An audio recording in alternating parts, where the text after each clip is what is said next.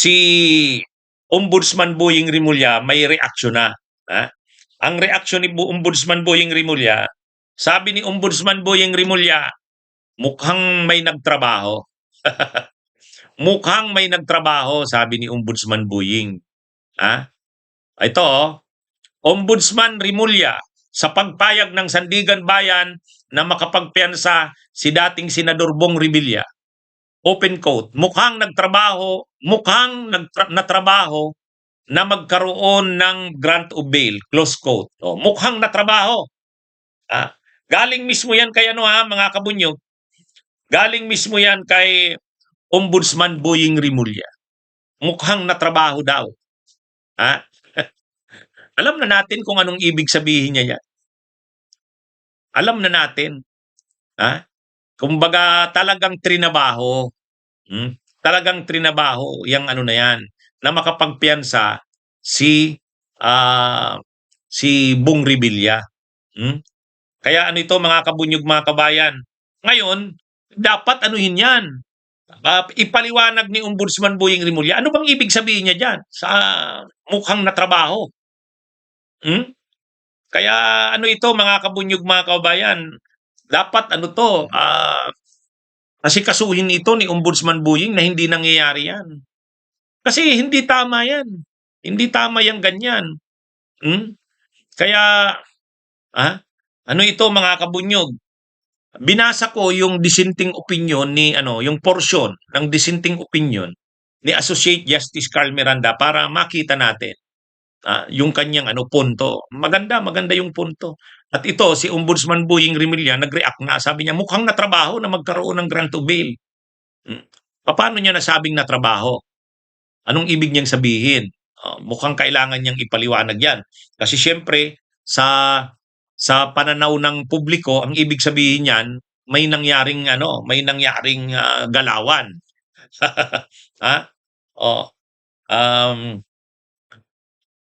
Ito mga kabunyog, mga kababayan? Itong ito, reaksyon na ito ni Boying Rimulya, sabi niya na frustrated siya kasi alam niya naman daw na posibleng ang may magtrabaho o may gumalaw niyan. Kaya lang, nung una kasi sabi niya, matibay naman yung mga ebidensya, nalulungkot daw sila sa ombudsman. Bakit napayagang makapagpiyansa samantalang napakatibay daw ng ebidensya nila? Ang sabi ni Ombudsman Boying Rimulya, magpa-file sila ng parang motion for reconsideration. I-appeal, pa nila ito, gagawan pa raw nila, i-avail pa rin daw nila ang mga remedyo. Ang remedyo kasi nila dyan, nila yan, i-challenge nila yung desisyon ng Sandigan Bayan. Pwede mag-motion for reconsideration sila, i-reconsidera ng Sandigan Bayan yung desisyon nito. Kasi sabi ni Ombudsman Boying Rimulya, napakalinaw naman na matibay naman yung mga ebidensya. Bakit naman hindi nakita yan ng Sandigan Bayan? Kaya, ito? Ang iniisip dito ng ating mga kababayan, paano na lang yung ibang mga kaso, halimbawa yung kay Jinggoy? Paano na lang yung kay Marcoleta? Baka naman, o kay Mike Defensor, baka kayagan na naman makapagpiyansa yan. Parang wala ring saysay ang mga kaso na yan. Makukulong lang ng ilang buwan. Samantalang ang mga karaniwang tao, hindi pinapayagang makapagpiyansa. Laging kapag mga karaniwang tao, mga ordinaryong mamamayan, laging the evidence of guilt is strong. Samantalang ito, kitang-kita naman na. Sabi nga ni Ombudsman Boying Rimulya pala, kailangan pa ba ng resibo? Kailangan pa ba na para maging matibay ang ebidensya, may resibo na pinirmahan? Pipirma ba yan si Bong Revilla na tumanggap siya ng ganun? Wala namang ganyan. Talaga namang dapat sa ganitong mga kaso, hindi mo naman hahanapan ng resibo yan, yung resibo na pinirmahan. Kasi parang ang naging matibay lang ng mga ebidensya na tiningnan, yung mga disbursement vouchers, yung mga cheque, ay hindi naman ganun eh. Ang korupsyon, hindi naman ganun yan. Talagang mahirap ka dyan makakuha ng ebidensya, ng resibo. Pipirma ba yung tumanggap ng kickback si Bong Revilla? Pipirma ba siya na tumanggap nga siya? Si natural hindi. Kaya yun na yung medyo dito nakaka-frustrate. Kasi nga masyadong mataas yung hinihinging ebidensya eh. Pagka ganyan ang hinihinging ebidensya, kailangan talaga may malinaw na parang dokumento na tumanggap nga. Wala namang ganyan. Sa ganyang klaseng korupsyon, walang ganyan. Hindi mo aasahan talaga yan. Oh. At ito tandaan natin na si Bong Revilla hindi pa nga sinasauli yung 124 million. Doon sa Napolis hindi niya pa sinasauli yun. Yung 124 million pesos, hindi niya pa sinasauli yun. Tapos ito na naman, ang pinag-uusapan dito, 92 million. Paulit-ulit na nga yan si Bong Revilla eh. Ngayon, mga kabunyog, mayroon pa akong nakikita dyan. Ewan ko lang kung tama ako. Ang alam ko, mayroon pang kasong plunder yan si Bong Revilla na na preliminary investigation.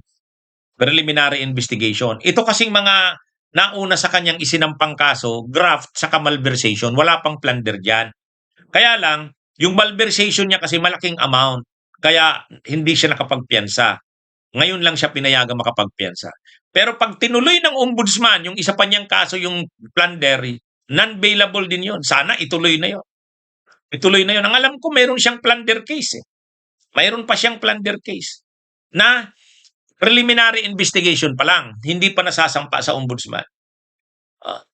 So, kay Ombudsman Boying, sana Ombudsman Boying gawin niyo ang lahat na hindi ito nangyayari. Kapag nakapagpiyansa pa yan si Marcoleta, nakapagpiyansa pa si Jingo Estrada, mapuprostrate na ang ating mga kababayan. Grabe na. Grabe na mga kabunyog, mga kababayan. Kaya ito? Sana Ombudsman Boying, yung sinabi mo mukhang natrabaho na magkaroon ng grant of bail. Makisigurado na hindi nangyayari yan. Kasi mawawala ang tiwala ng taong bayan sa sistema ng hustisya natin.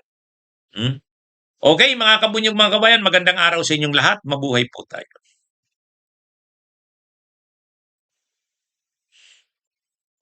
Bunyog, bunyog, halikan na kasama ka.